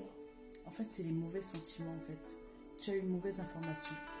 Moi, je pense que les recherches que j'ai eu à pousser aussi, et puis par expérience, par connaissance et conséquences de cause, je pense que lorsqu'on commence à développer ce genre de regard, qu'on appelle les mauvais sentiments, c'est parce qu'on commence à jauger notre vie par rapport à celle des autres. Exactement. Alors que Dieu ne fait jamais de duplication. Lorsque les disciples de Jésus-Christ étaient réunis dans la chambre haute, il y a eu 120 langues. il y avait 120 personnes et puis 120 langues de feu sur la tête de tout le monde. Dieu n'a pas pris pour l'autre ami sur la tête de l'autre. C'est-à-dire qu'aujourd'hui, Dieu ne peut pas te bénir de la même manière que l'autre. Parce que tu n'es pas l'autre. Même lorsque nous voyons un arbre fruitier, tous les fruits ne mûrissent pas le même jour. Et tous les fruits ne sont pas de la même face, de la même taille. Donc vous voyez un peu ce qui se passe. Pourquoi on développe ce genre de sentiment? Non, parce que l'autre a eu des enfants qui sont costauds. Moi, je devrais des enfants costauds. L'autre a eu ça. C'est comme si ça, c'est la jalousie qu'on commence à développer. Les mauvais sentiments. Les mauvais sentiments emmènent la jalousie, bien aimé. Et ça fait qu'on ne peut pas applaudir les autres, acclamer les autres, bénir les autres lorsqu'ils ont eu leur promotion. Bien aimé, faisons attention. Le sentiment de non-exaucement nous conduit à ne pas applaudir, acclamer les autres. Alléluia. Et Saül, en fait, quand il a eu à aller consulter les morts, Amen. Mais non seulement il n'a pas eu la réponse qu'il attendait, mais il a eu une sentence de mort et pour lui et pour tous ses enfants, toute sa famille. Mais je pense que, lorsqu'on parle de Saül à ce moment-là, souvent, lorsque Dieu ferme une porte, parce que souvent, c'est Dieu qui ferme souvent certaines portes. Lorsque Dieu ferme une porte, bien aimé, je pense qu'il veut qu'on s'arrête. Oui. Lorsqu'il ouvre la porte, il veut que tu passes. Et quand il ferme une porte, il y a une raison pour qu'il a fermé cette porte. Oui. Dans le cas de Saül, en fait, il y a eu une désobéissance. Et la désobéissance a des conséquences derrière. Amen. Et cette désobéissance, en fait, a fait qu'au moment où il a adressé sa prière par rapport au combat qu'il avait, il n'a pas eu conscience de revenir au Seigneur avec la repentance, demander pardon à Dieu. Ça veut dire que la porte que le Seigneur a fermée en ce temps-là, c'était comme un temporisateur. Exactement. C'est-à-dire qu'il ferme la porte temporellement pour te donner le temps de te repentir. De faire volte-face et de revenir à lui. D'accord, c'est comme un temporisateur. Exactement. Vous voyez le temporisateur, c'est que le temporisateur, il est souvent là en tampon. C'est pour que, laisse un temps. Lorsque par exemple il y a délestage ou bien il y a un choc, par exemple électrique qui arrive, le temporisateur, il retient le choc pour ne pas que le choc atteigne directement ici tout de suite. Il temporise un peu ce choc-là. C'est comme un onduleur. Lorsque par exemple il y a coupure d'électricité, l'onduleur qui a emmagasiné par exemple l'électricité pendant un certain temps, c'est-à-dire qu'il te laisse le temps d'éteindre tout ton matériel pour ne pas que le matériel puisse recevoir un choc. Exactement. Lorsqu'il y a délestage. C'est-à-dire que souvent certaines portes que le Seigneur, souvent lorsque le Seigneur ferme souvent certaines portes dans notre vie, c'est pour temporiser. C'est pas pour nous faire forcément du mal. C'est peut-être pour que nous, non, ce temps-là, peut-être qu'il y a un mauvais vent dehors. Il y a quelque chose qui est en train de passer, ne sort pas en ce temps-là. Mais nous, souvent, par manque de patience, on développe le sentiment de non-exaucement. Et j'aimerais dire à quelqu'un, lorsque le Seigneur ferme une porte devant toi, bien-aimé, ne cherche pas de raccourci. Non. Ou ne cherche pas un moyen pour forcer la serrure. Non. C'est dangereux. Ne cherchons pas de moyen pour forcer la serrure, bien-aimé. Parce que lorsque tu vas forcer cette serrure, tu vas rencontrer la mort. Saül, il a forcé. Il est parti vous consulter les morts. Tu risques de partir sans la bénédiction de Dieu. Non seulement sans la bénédiction de Dieu, mais tu risques de perdre aussi ce que tu as. Parce qu'il est parti sans la bénédiction de Dieu, mais ses enfants aussi ont pris le choc derrière. Amen. Parce qu'il ne faut pas oublier une chose. Nos actes ont des conséquences. Amen. Et des fois, les conséquences, c'est peut-être pas toi qui les vis, mais c'est les tiens qui peuvent les vivre. Amen. Lorsque tu prenons un cas de figure. Dans ta vie, tu as eu à avoir plusieurs copains, des copines et autres. Tu as eu le sida. Amen. Amen. Tu as eu le sida. Aujourd'hui, tu es en bonne santé, mais l'enfant que tu vas avoir le sida. A des grands risques. Maintenant, avec la science, on dit non, tu peux avoir des enfants qui n'ont pas, mais il y a des enfants qui naissent avec le sida. Mais eux, ils n'ont rien demandé. La conséquence, c'est eux qui supportent la conséquence d'une désobéissance. Ben oui, du péché. Parce que la personne qui a péché, c'est qui? C'est pas l'enfant, c'est toi. Parce que tu as eu une mauvaise vie. Mais qui supporte le péché derrière? Les conséquences de ce péché? Mais c'est l'enfant. Donc, ça veut dire que, bien aimé, tu hypothèques la vie de tes enfants. Bien aimé, ce que nous essayons de dire ici ce soir, ce que nous essayons de développer avec tout ce que nous avons apporté, c'est pour parler un peu du sentiment de non-exaucement. Parce que le sentiment de non-exaucement, bien aimé, c'est un sentiment très dangereux. Il est très néfaste. Et néfaste pour la vie des enfants de Dieu que nous sommes. Parce que nous le disons, c'est en connaissance et en conséquence de cause. On ne sait pas souvent attendre. Mais on ne peut pas seulement attendre. Parce que vous savez, le diable, le diable, il est patient et rusé. Oui. Le prix Nobel de patience, là, je crois qu'on peut donner ça au diable. Le malin, il est plus patient que nous. Il est patient pour que toi, tu quittes le seuil de la pauvreté et que tu arrives dans ta zone de confort, dans ta richesse pour qu'il t'enlève ton bonheur. Juste parce que lorsque tu manques de c'est-à-dire que lorsque tu commences à développer ces sentiments-là, le non-exaucement, qui te pousse à aller chercher des raccourcis, qui te pousse à aller... Que Dieu ne m'entend pas. Oui, que Dieu ne m'entend pas. Que Dieu aime seulement les autres. Dieu aime simplement les autres. Tu commences à murmurer contre le Seigneur. Tu murmures, tu blasphèmes même dans ton cœur sans te rendre compte contre le Seigneur. Oui, je suis là que pour accompagner les autres. Je ne suis là que pour... le Seigneur ne m'écoute pas, ne m'entend pas. Il y a aussi un autre aspect, de non-exaucement de la vie du croyant. Alors, le 2 Chroniques 7,14 nous le dit clairement. Exactement. Que si mon peuple, ce qui a invoqué mon nom, s'il a de l'humilité, s'il s'humilie, il reconnaît, c'est-à-dire que non seulement il doit s'humilier, mais il doit avoir de la reconnaissance, il doit revenir aussi, c'est-à-dire que déjà, l'humilité, la reconnaissance et le retour vers le Seigneur, et maintenant présenter ce péché à Dieu, c'est-à-dire que présenter et demander pardon pour que Dieu puisse le pardonner, c'est-à-dire que non seulement le pardonner, et maintenant à ce moment-là, il va l'exaucer des cieux. Si mon peuple est ce qui a invoqué mon nom, s'il s'humilie, il confesse son péché. C'est-à-dire que, bien aimé, le péché qui est pardonné, c'est le péché qui est confessé. Ce n'est pas le péché qui est oublié. Non. Un péché qui est confessé. Le Saint-Esprit de Dieu, lorsque Jésus a dit, il est avantageux pour vous que je m'en aille. C'est un avantage pour vous que moi je m'en aille, afin que le Saint-Esprit vienne en vous. Parce que le rôle du Saint-Esprit, lorsqu'il est en nous, c'est de nous convaincre de péché, de justice et de jugement. 3 choses. Jésus a dit de pécher pourquoi? De pécher parce que vous ne croyez pas en moi. Vous savez, le Saint-Esprit, ce n'est pas un esprit d'information, mais c'est un esprit de révélation. Exactement. Il va nous révéler, il ne nous montrera pas seulement que les péchés qu'on a fait dans le passé, il nous révèle même les péchés que nous risquons de faire demain. Avec notre impatience. On risque donc d'aller à part. C'est comme Dieu a dit à Caïn. Caïn, fais attention, le péché couche à ta porte. En fait, il t'avertit. Parce que le Seigneur l'avertissait, parce que le Seigneur le préparait, parce qu'il savait que s'il continuait sur ce chemin, il n'allait pas avoir exaucement de sa prière. Parce qu'il allait préparer son sacrifice pour élever à Dieu. Dieu savait que cette chose-là risque pas d'arriver chez moi. Vous savez, lorsque la parole de Dieu nous dit que il allait préparer son sacrifice avec quel cœur? C'est ça. Avec l'envie de revanche. Et non avec l'envie de faire plaisir à Dieu. Donc le Seigneur, vous allez voir que bien sûr que Dieu aime beaucoup le sacrifice. Quand on dit Seigneur, on veut te faire un sacrifice, on veut t'élever l'holocauste, on veut t'élever quelque chose, Dieu il aime bien ce sacrifice. Mais la parole nous dit que mieux vaut l'obéissance que le sacrifice. L'obéissance vaut mieux que le sacrifice. Amen. Pourquoi le Seigneur parle d'obéissance? Lorsque la parole de Dieu nous dit que à celui qui est ferme dans ses intentions, Dieu lui assure la paix. C'est-à-dire que l'intention vient avant les actions. C'est-à-dire que le sacrifice et l'holocauste, ce que nous allons offrir à Dieu, ça requiert des actions. Mais l'obéissance requiert des intentions. Et Dieu regarde au cœur. Dieu regarde au cœur, il regarde nos intentions. C'est-à-dire que quelles sont tes intentions, bien-aimé? Lorsque tu viens offrir quelque chose à Dieu, il a dit si tu as un problème avec ton frère, que tu viens faire élever quelque chose à Dieu, tu viens élever ta prière à Dieu, tu viens faire une demande à Dieu, dépose d'abord ces sacrifices-là ici, va d'abord te réconcilier avec ton frère, va d'abord arranger ta vie. Parce que le Seigneur, vous voyez bien-aimé, le Seigneur, il prête beaucoup attention. C'est-à-dire qu'à la réparation du problème qu'au sacrifice. Les intentions que tu as en fait. Oui. Il prête beaucoup, il regarde beaucoup en fait au sentiment que tu développes dans ton cœur. Oui. Et le sentiment de non-exaucement en fait est un sentiment en fait qui freine, pas qui freine Dieu en fait, qui met une barrière entre toi et c'est de l'incrédulité. Exactement. Parce que quand tu as l'impression que Dieu ne t'entend pas, qu'il ne t'exauce pas, qu'il ne t'écoute pas, quand tu as l'impression que Dieu n'entend pas tes prières, qu'il n'exauce que ça veut dire que c'est toi-même qui es en train d'emmener le blocage. Toi-même tu emmènes ton propre blocage sur ta vie. Mais pourquoi le Seigneur a tant tenu à ce qu'en début d'année, l'année de restitution, en fait, il nous parle d'abord du sentiment de non-exaucement. Ou comme l'évangéliste aime beaucoup le dire, de non-accomplissement. Pourquoi? Parce que là, Nous tous, nous avons fait des bilans. Nous avons vu que nos prières, certaines prières en 2020, avec l'année qu'on a eue. On a fait plusieurs projets, plusieurs promesses, on s'attend à beaucoup de choses. Mais ça veut dire que peut-être ce sont des anciennes prières que tu as eues aussi qui n'ont pas abouti. Mais pose-toi la question, est-ce qu'à un moment donné, j'ai pas été frustrée? Est-ce qu'à un moment donné, j'en ai pas voulu à Dieu?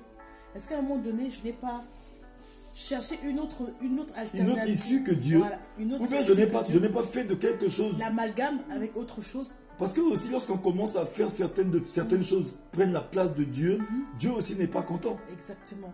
Donc c'est pour te dire que en ce début d'année là où tu commences l'année avec le Seigneur, c'est pas l'année calendaire en fait. Le début d'année, c'est quand toi tu prends les bonnes résolutions avec Dieu, d'abandonner cette chose. Mais alors que le Seigneur lui nous dit quoi? Il nous dit que dans le Éphésiens 1 verset 3, nous avons déjà été bénis de toute bénédiction spirituelle dans les lieux célestes en Jésus. C'est que nous aujourd'hui, on n'est pas en train de prier ou de faire les choses pour avoir ces choses. On a ces choses déjà en nous. Mais on veut voir leur accomplissement. On a besoin que ça se manifeste en nous seulement. On veut voir l'exaucement de tout ce que le Seigneur, toutes ces bénédictions qu'il a prévues pour nous, s'accomplir dans nos vies. Mais pour qu'ils puissent s'accomplir dans nos vies, en fait, il faut qu'on regarde dans nos cœurs, regarder à l'intérieur de nous pour voir si on n'a pas eu un jour, à un moment donné, de la frustration envers Dieu. Si on n'a pas eu un sentiment de non-exaucement, quelque chose qui freine en fait l'accomplissement de la parole de Dieu. Jésus nous a montré une bonne démarche. Devant le tombeau de Lazare. Bien aimé, lorsque nous le disons, j'aimerais dire à une personne qui est ici derrière son téléphone, c'est que prends le temps de prendre, parce que nous n'avons pas beaucoup de temps. Si le Seigneur nous fait grâce, peut-être qu'on reviendra dessus. Mais il n'y a pas assez de temps, nous allons bientôt finir. Le livre de Jean 11, à partir du verset 1, vous allez lire cette histoire-là. L'histoire de Zachée. De Lazare, excusez-moi. Lorsque Jésus a appris que son ami Lazare, lorsqu'on a informé Jésus que son ami Lazare était en train de mourir, était à l'agonie, on a informé Jésus. C'est pour dire à une personne aujourd'hui, même toi, tu es dans ce cas de figure-là, le Seigneur est informé de ta situation. Il a l'information, il est au courant, il sait que ta situation est en train de mourir. Ta situation est à l'agonie, ton mariage est à l'agonie. Une chose que tu attends est en train de mourir, bien aimé. Le Seigneur, il sait, mais comme lui, il sait qu'en lui rien ne meurt parce qu'il est la vie. Tout ce qui est placé en lui ne meurt jamais. Tout ce qui est en lui, parce qu'il est la vie. C'est pourquoi il a souvent dit non, mon ami Lazare n'est pas mort. Il dort. En Jésus-Christ, il sait que ta situation est en train seulement de dormir. C'est pourquoi il dit que cette année est une année de restitution. Cette chose est en train seulement de dormir. La parole nous dit que l'Esprit du Seigneur qui était en Jésus-Christ pendant la résurrection, s'il vit en nous, il ressuscite tout ce qui est mort. C'est-à-dire qu'aujourd'hui, vous allez voir que Jésus-Christ va dire seulement ceci, il va faire une prière. Il a dit, Père, je te rends grâce parce que tu m'exauces toujours. Bien aimé, le Seigneur est en train de nous montrer cette démarche, de rendre grâce à Dieu en tout temps, parce qu'il nous exauce toujours. Lorsque Jésus-Christ est en toi réellement, si Jésus-Christ vit en toi et ce n'est plus toi qui vis, c'est lui qui vit en toi, mais Dieu exauce toujours la prière de Jésus. Ce n'est pas toi qui pries, c'est Jésus qui prie, c'est lui qui fait les choses par toi. Donc, c'est-à-dire que la démarche que nous devons faire, c'est que qu'est-ce qui fait que nous voyons souvent les choses ne pas s'accomplir dans le bon timing, les choses ne pas arriver, les choses que nous devons vivre, par exemple, cette année, on va les vivre en 20 ans. Les choses que nous devons vivre depuis, nous sommes en train de perdre du temps. Bien aimé, on perd beaucoup de temps, bien aimé, avec ces sentiments. Je pense que le Seigneur nous a conduit aujourd'hui, dans ce moment de prière, à parler à certaines personnes. Vous allez voir que le sentiment de non-exaucement, qu'est-ce qui fait qu'aujourd'hui les enfants de Dieu ont ce sentiment? C'est peut-être parce que l'exaucement tarde. Alors que la parole est en train de nous dire que si elle tarde, attends-la patiemment. Elle s'accomplira certainement. Des fois, lorsque tu n'as pas vu encore s'accomplir, ou bien s'exaucer, ou bien la chose est arrivée, peut-être que le Seigneur, il veut te donner dans son timing à lui. Et peut-être que tu as quelque chose à faire aussi. Oui. Parce que généralement, le Seigneur, quand il tarde pour nous bénir, c'est parce qu'on a une part déjà à nous-mêmes à faire. Et est-ce que cette bénédiction sera bénéfique aussi pour Dieu? Ou rien que pour Est-ce qu'il trouve sa part dedans? Est-ce qu'il a sa part dedans? Voilà le mot. Est-ce qu'il a sa part dedans? Mais c'est pourquoi le Jacques 4, verset 3 nous dit que nous demandons souvent pour satisfaire nos passions. Nos besoins. Nos passions et nos envies. Nos envies, nos besoins. Parce que tant que Anne adressait la prière à Dieu pour satisfaire, en fait, avec un esprit de rivalité par rapport à Pénina, elle n'a pas eu l'exaucement. Mais quand elle s'est rendue compte qu'il y avait un besoin dans la maison du Seigneur, elle a vu que le prophète qui était là était vieillissant. Elle a vu qu'il y avait un besoin dans la maison du Seigneur. Si tu me donnes, je te donne. C'est-à-dire qu'elle a élevé quelque chose à Dieu. Elle a élevé un autel à Dieu. Elle a élevé un autel. Bien aimé, ça c'est un secret que la servante de Dieu est en train de nous donner aussi. Vous savez que c'est le secret de tous les grands hommes de la Bible. Il faut savoir élever un autel à Dieu. Seigneur, je prends la résolution de t'offrir ceci, mais donne-moi, je te donnerai. Parce que vous savez, c'est un engagement de bonne conscience. Prends l'engagement souvent d'offrir quelque chose à Dieu. Il a dit, venez à Dieu avec vos prières, vos supplications, vos actions de grâce. Et maintenant, posez vos demandes, car sa paix qui surpasse toute intelligence gardera vos cœurs et vos pensées en Jésus. Vous savez que souvent, même si le Seigneur nous fait des promesses, comme je vais évoquer le cas de Joseph, Joseph qui a reçu cette révélation que lui devait être premier ministre en Égypte, il devait peut-être, enfin pas premier directement, mais il devait vivre quelque chose de grand avec le Seigneur. Vous avez vu que lorsqu'il a reçu le songe, mais lorsqu'il a utilisé le songe pour lui, avec un peu d'orgueil pour essayer un peu de narguer ses frères, vous avez vu là où le songe l'a emmené? À chaque fois que tu utilises la promesse de Dieu, rien que pour toi, bien aimé, ça te conduit seulement à être la risée de tout le monde, ou bien ça te conduira peut-être en prison. Mais lorsqu'il est entré en prison, bien aimé, et qu'il a utilisé cette chose pour d'autres personnes, à ce moment-là, ça l'a conduit à la primature. Alléluia. Souvent, le Seigneur, il veut que tu utilises un peu le don qu'il t'a donné. Exactement. Tu utilises ton temps de prière. Ne prie pas des prières égoïstes, prie aussi pour les autres. Parce que souvent, on commence à prier que pour nous. D'où ce qu'on disait au départ. Est-ce que la bénédiction qu'il va te donner là, est-ce que ça sera utile à tout le monde, voilà, rien que pour toi? On voit que l'enfant que Anne a eu a été utile à tout le monde. Parce que le Seigneur, le Seigneur, quand on dit que le fait d'éternité délice, fais ce que ton cœur désire. Le désir, c'est un sentiment de besoin qui est exprimé par la parole. Dieu ne nous bénit pas lorsque c'est des envies, il nous bénit lorsque ça devient un besoin. Dieu subvient à un besoin. Tant qu'il voit que ce n'est pas encore un besoin, il ne donne pas encore. Des fois, le Seigneur voit que si tu ne donnes pas la voiture que tu es en train d'attendre, peut-être la voiture, tu n'en as pas besoin pour l'instant. Les papiers, tu es en train de courir après les papiers. Alors que tu vis les papiers, ce n'est pas les papiers qui nous donnent la vie. Mais c'est parce que nous avons la vie que nous utilisons les papiers. Alléluia. Bien aimé, aujourd'hui, le Seigneur veut que nous puissions nous contenter de ce qu'il nous donne. Et que nous puissions être reconnaissants. Parce que la reconnaissance, c'est une semence que nous mettons à terre pour pouvoir récolter les bénédictions. La reconnaissance. Je pense que beaucoup aussi, vous devez vous poser la question quand vous dites, mais on doit se contenter de ce qu'on a. Mais si je n'ai rien, je vais me contenter de quoi? De la vie que le Seigneur m'a donnée. C'est la question qu'on peut se poser. Vous allez dire, oui, vous avez les serviteurs de Dieu aiment bien se dire. Est-ce que souvent on n'a rien? Contentez-vous de ce que vous avez. C'est-à-dire, faites avec ce que vous avez. C'est beaucoup d'enfants de Dieu se posent des questions. Même moi-même, quand on me disait ça, contente-toi de ce que tu as. Mais je me suis dit, mais toi qui me dis ça, tu vis bien, tu n'as pas les soucis, tu n'as pas les problèmes que j'ai, donc tu me dis de me contenter de ce que j'ai. En fait, c'est ce que je n'avais pas compris, en fait, et ce que beaucoup ne comprend pas. Quand on te dit contente-toi de ce que tu as, mais ce que tu as, c'est Jésus. Non, mais déjà lorsqu'on dit de contenter de ce qu'on a, le contentement, bien aimé, le contentement n'est pas une manière mesquine d'avoir les choses. Parce que nous regardons toujours les choses de la mauvaise manière. Lorsque nous avons un verre, souvent par exemple, nous avons un verre. On nous met de l'eau dans ce verre peut-être à moitié. On dit, mais pourquoi le verre il est à moitié vide? Bien aimé, nous devons regarder les choses de la manière de la foi. Pourquoi on ne peut pas dire que le verre, pourquoi il est à moitié plein? Il est à moitié, mais pas forcément qu'à moitié vide. Il est aussi à moitié plein. On peut dire qu'il est à moitié plein. Bien aimé, nous devons avoir c'est ça la bonne attitude. Nous devons développer cette bonne attitude, bien aimé. C'est ça, se contenter de ce que tu as. Quand tu es un enfant de Dieu et que tu sais que tu as Christ avec toi, quand tu te contentes, donc tu te recentres sur Christ, tu laisses ce sentiment de frustration à la porte. Tu laisses ce sentiment de non-exaucement à la porte. Quand tu balayes tout cela là, tu te contentes de ce que Dieu t'a donné. C'est-à-dire que le contentement, c'est que aujourd'hui, le Seigneur m'a donné une femme. C'est un plant d'olivier dans ma maison. C'est-à-dire que je me contente de ce que Dieu m'a donné. C'est que je dois l'entretenir. Je dois m'occuper de ce que Dieu m'a donné. C'est que je dois améliorer ça. C'est-à-dire que je dois laver, préparer, soigner cette chose que Dieu m'a donnée. C'est ça le contentement. M'occuper de ce que Dieu m'a donné. Respecter ce que Dieu m'a donné. Et c'est à ce moment-là que ce que Dieu t'a donné, ce dont tu te contentes, à savoir Jésus, mais c'est Jésus-là qui va produire des fruits dans ta vie et qui va chasser ce sentiment. Aimer ce que Dieu m'a donné. Aimer ce que Dieu t'a donné. Parce qu'aujourd'hui, nous, on regarde seulement les bonnes choses. C'est comme si le fruit, il est seulement mûr chez les voisins. Mais chez nous, alors que non, bien aimé, contente-toi de ce que Dieu te donne. Parce que ce qui est en toi aussi, bien aimé, produit du fruit. Produit du fruit aussi. C'est ça. En ce début d'année, c'est le message que le Seigneur voudrait pour son peuple. C'est une année de restitution. Alléluia. En fait, quand on parle, ça me fait penser au passage de Job qui dit: j'avais entendu parler de toi, mais maintenant mon œil t'a vu. Mes yeux t'ont vu. Mes yeux t'ont vu. Et quand il s'est rendu compte... Mais il a vu Dieu comment? Il a vu Dieu dans la douleur. Dans la souffrance, dans la douleur. Ouais.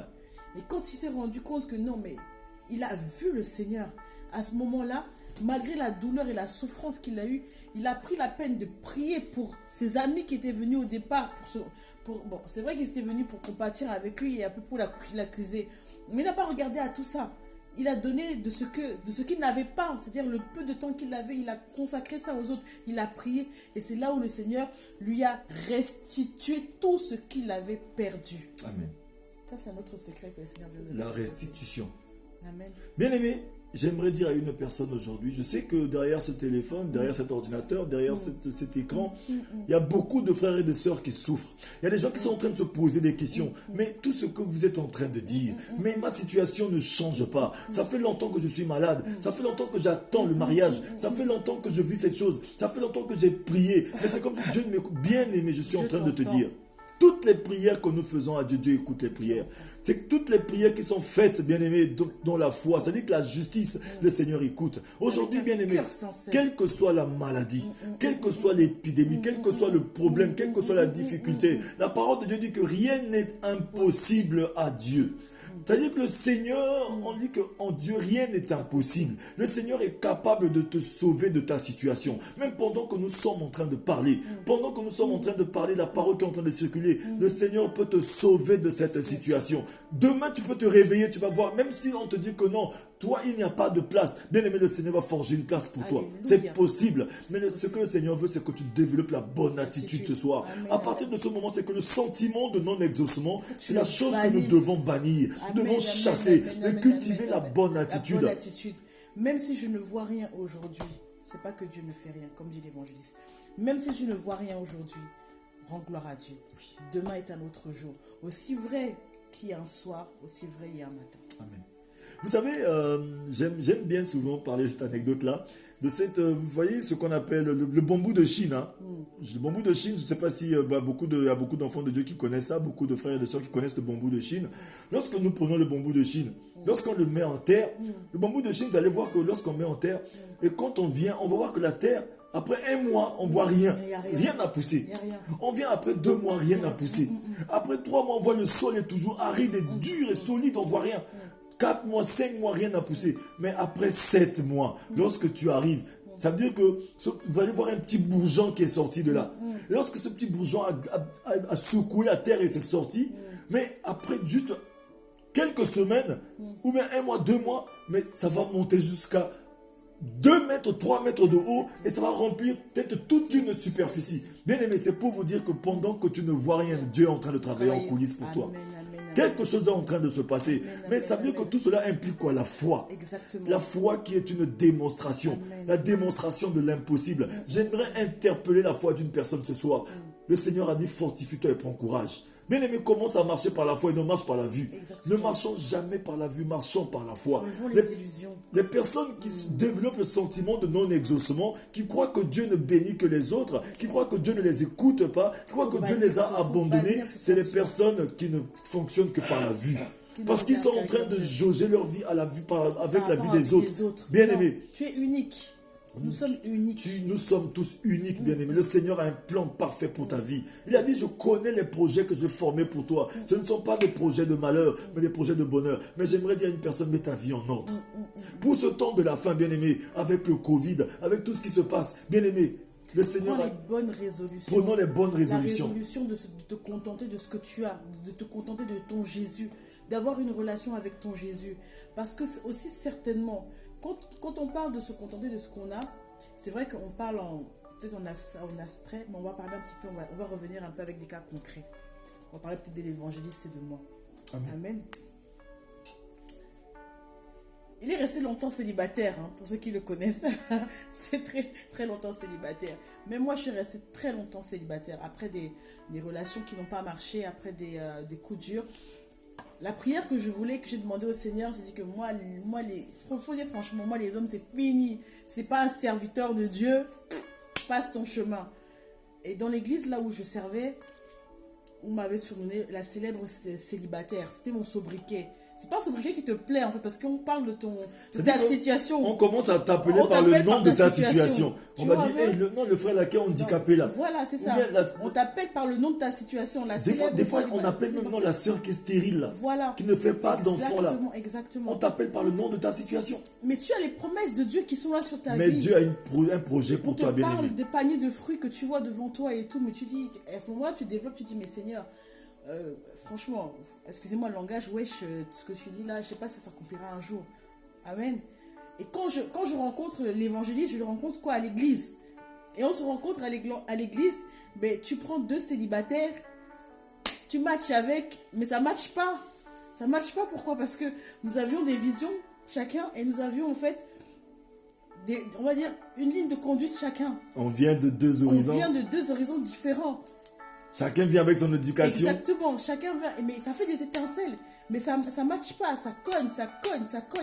Mais à un moment donné, quand tu arrives à te contenter de ce que tu as, et c'est ce qu'on a fait chacun. Tu commences à l'émonder. C'est-à-dire que tu te recentres sur ton Jésus. Et que Jésus devient ta priorité. Et tu te rends compte que la personne aussi, sa priorité c'est Jésus. Mais vous commencez à vous émonder chacun à votre tour. Mais c'est là où le Seigneur commence à imbriquer. Et de votre centre d'intérêt, qui est Dieu, ben, vous avez le même centre d'intérêt. Et ce même centre d'intérêt développe quelque chose. Et quand tu arrives à te contenter de ce que tu as de ton Dieu, et que tu te recentres sur lui, ben, il fait des merveilles. Mais la merveille est que ben, un mariage en 3 semaines, on l'a bouclé. Ah oui. Mais là, je pense que là, on laisse mon mot à la bouche, on en parlera prochainement. Bien aimé, on en parlera prochainement parce que là, si on commence à parler de ça, ça va être trop long. On a déjà pris beaucoup de votre temps. C'était juste pour vous dire que faut pas dire de votre cœur en ce début d'année tout ce qui est sentiment de non-exaucement. Il faut bannir.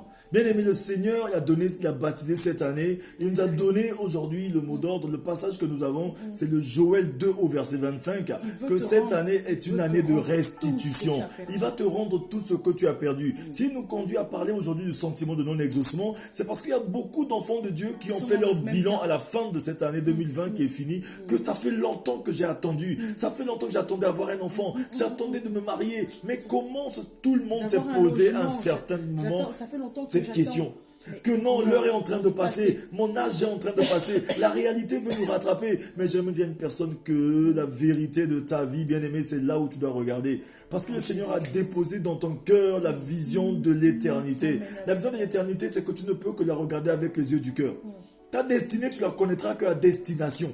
Donc ça veut dire que reste dans le bateau avec le Seigneur. Ne sors pas du bateau. Ne prends pas la mauvaise décision avec le sentiment d'un exaucement pour sortir du bateau. Pour sortir de bien la aimé, présence de Dieu. Vous voyez quand le train il quitte la gare de Lyon pour aller à Melun, quand le train il quitte un point A pour aller à un point B, il y aura des gens qui vont monter. Il y aura des gens qui seront assis, il y aura des gens qui seront debout, il y aura des gens, mais dans ce train, même si c'est bondé comment, tout le monde a sa place. Ceux qui vont descendre, ceux qui vont monter, mais bien aimé, tu sais là où toi tu dois descendre. Reste à bord, que tu sois assis, que tu sois debout, que tu sois mal positionné, mais serre-toi seulement, accroche-toi.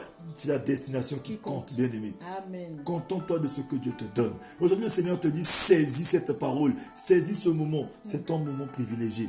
Dieu veut te faire du bien. C'est l'année de restitution. Amen. Si tu n'as rien vu hier, c'est pas aujourd'hui. Aujourd'hui, il a dit, dans le livre, dans le dernier passage que nous allons lire, c'est lequel? Ésaïe 43, verset 18. Amen. C'est vraiment lié ce passage, nous allons prier. Ésaïe 43, verset 18. Tu vas saisir aussi ce passage, tu vas dormir avec ce passage. Joël 2, verset 25 et Ésaïe 43, verset 18. Et je pense que c'est le passage que ma chérie aime beaucoup aussi. Je lis Ésaïe 43 au verset 18. Qui nous dit quoi? Ne pensez plus aux premiers événements. Aux événements passés. Ne cherchez plus à comprendre ce qui est ancien. Amen. Je vais faire une chose nouvelle qui est déjà en germe. Ne la remarquerez-vous pas? Je vais tracer un chemin en plein désert et mettre des fleuves dans des endroits arides. Je vais lire dans ma version. C'est mon passage. Dans ma version, je pense que dans la version de ma Bible, Ésaïe 43, verset 18 nous dit ceci. Ne vous souvenez pas des premiers événements et ne considérez plus ce qui est ancien. Voici ce que je fais, une chose nouvelle. Elle est maintenant en germe. Ne la connaîtrez-vous pas? Je mettrai un chemin dans le désert et des fleuves dans la terre aride. Bien-aimé, dans ta solitude, le Seigneur va mettre un chemin. Amen. Oui, l'Esprit du Seigneur, lorsqu'il est en train de se mouvoir sur la surface des eaux, même la terre qui est aride, il va la transformer. C'est-à-dire qu'en terrain potager. Amen. Bien-aimé, ne t'inquiète même pas. Ce soir, le Seigneur veut dire à une personne, reste calme. Amen. Attends-la et ça accomplira certainement. C'est l'année de restitution. Amen. Mets ta vie en ordre. Bien-aimé, mets ta vie en ordre. Le Seigneur ne veut pas seulement te bénir et partir. Il veut rester avec toi. Il veut souper avec toi. Il veut développer une relation avec toi, une communion avec toi. Parce que si tu prends la bénédiction, tu pars sans le Seigneur. Bien-aimé, le malheur t'attend devant. C'est comme Moïse a dit, Seigneur, comment tu peux nous dire d'aller sans toi? Ne pars jamais sans le Seigneur, bien-aimé. Le Seigneur veut que nous puissions marcher. Il veut marcher avec nous. Il veut communier avec nous. Bien-aimé, c'est pourquoi le Seigneur veut que tout un chacun de nous mettons notre vie en ordre. Amen. Si tu veux l'exaucement, il te dit dans le 2 Chroniques 7,14, si mon peuple est sûr qui a invoqué mon nom, il puisse avoir de l'humilité. Il reconnaît son péché, confesse son péché. Il met sa vie en ordre. Je lui pardonnerai son péché, je l'exaucerai des cieux. Sans tenir compte de le temps d'ignorance, il appelle tout le monde à la repentance. Bien-aimés, revenons vers le Seigneur. Ramenons nos cœurs et nos pensées vers le Seigneur. C'est pourquoi le but de 5 minutes pour sauver, c'est de ramener les cœurs des enfants de Dieu vers le Seigneur. Alléluia. Je pense que nous allons nous arrêter là. Nous allons prier pour clôturer ce moment. Je laisse la servante de Dieu prier pour tout un chacun de nous et je vais juste prononcer une prière à la fin. Éternel Père de gloire, je viens te dire merci. Alléluia. Toi, parce qu'en ce début d'année, éternel mon Dieu, mon roi, tu veux que nous partions avec le cœur léger. Alléluia. Jusqu'ici, Ebenezer, tu nous as toujours secourus. Alléluia. Tu nous as fait du bien, éternel mon Dieu, mon roi. En ce début d'année, là où tu as proclamé cette parole cette année, nous voulons que tu puisses saisir notre foi, Père éternel, mon Dieu, mon roi, que nous puissions garder notre foi en toi, Père. Apprends-nous à détecter tout ce qui ne convient pas, Père éternel, afin de le bannir.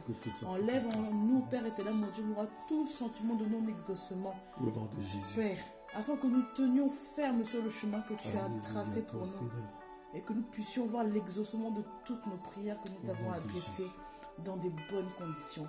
Tu as dit à celui qui est ferme dans ses intentions, mais des intentions qui marchent selon ta volonté, Père éternel, tu lui feras du bien. Père, ma prière pour tous nos frères et nos sœurs qui nous suivent aujourd'hui, c'est que tu puisses leur faire du bien. Alléluia. En cette année 2021, dans le nom de Jésus. Père très saint, je déclare dans la vie d'une personne ce soir la vision des ossements desséchés. Amen. Que tout ce qui est mort dans la vie de mon frère et ma soeur reprenne vie. Ta parole a dit, ton esprit qui est avec Jésus à la résurrection, s'il vit en nous, il ressuscite tout notre corps mortel. Ressuscite la bénédiction d'une personne. Ressuscite le travail d'une personne. Ressuscite la vie d'une personne comme tu as ressuscité Lazare après 4 jours dans le tombeau. Alléluia. Seigneur, rien n'est impossible à toi. Je te rends grâce, Seigneur, car tu nous exauces toujours. Béni sois-tu dans ces moments de partage. Que tout soit pour la gloire du nom de Jésus. Et tous ensemble nous disons Amen. Amen. Amen. Bien-aimés, soyez bénis. Soyez bénis. Alléluia. Amen. Bientôt, Amen. Il est déjà là. Il est déjà disponible, là, vous pouvez passer vos commandes. Vous pouvez passer vos commandes. Donc, l'outil du gagnant d'âme, il est déjà là. Mais bientôt, nous allons mettre en place, selon ce que, vu les conditions actuelles, c'est pas forcément évident. On fait tout pour mettre en place, en fait, la journée de dédicace qui aura lieu. On va essayer de mettre ça vraiment en place bien pour vous, mais commencez à vous le procurer. On a déjà beaucoup de commandes inbox. Ne vous inquiétez pas, il y a du stock. Il y en a pour tout le monde. L'outil du gagnant d'âme, il est disponible. Il y a du stock. On a déjà des commandes, il y a déjà des frères et des sœurs qui commencent à se le procurer. Ne vous inquiétez pas. Donc, vous rapprochez-vous de l'évangéliste. Écrivez-nous une box sur la page. Écrivez-nous une box, il fera le nécessaire pour vous le faire parvenir. Là, on a des commandes qui partent pour les États-Unis. Il y a des commandes qui partent, il y a des frères et sœurs qui l'ont déjà récupéré même aujourd'hui. Donc, ne vous inquiétez pas en attendant que nous puissions mettre les choses en place afin que nous puissions vous voir. Parce que c'est bien de parler avec vous derrière les écrans, mais c'est aussi bien de vous voir aussi en visuel. Vous pouvez toujours vous le procurer. On fera le nécessaire pour vous le faire parvenir. Et quand les conditions le permettront, on fera la dédicace. On est en train de faire les référencements dans les points de vente. Donc, dès que c'est bon, on vous dira où vous pourrez le procurer. Si vous souhaitez vous le procurer à la FNAC ou sur Amazon, les choses sont en train de se mettre en place. Amen. C'est votre livre, c'est votre outil. Soyez patient, mais si vous êtes impatient, venez le chercher chez l'évangéliste. Amen. Amen, amen, amen. Amen, amen, amen. Mais soyez puissamment bénis. Soyez bénis. Que le Seigneur vous bénisse. Merci pour votre patience. Bonne et heureuse année 2021. Nous allons nous retrouver sur cette page de 5 minutes pour sauver très très souvent. Aussi sur Victoire Live pour ceux qui vont nous rejoindre aussi là-bas. Mais dimanche prochain, nous aurons encore un autre thème pour vous. Alléluia. Soyez abondamment bénis. Nous vous disons ciao, ciao, ciao, ciao, ciao. Bonne soirée à vous. Que le Seigneur vous bénisse. Amen. Amen.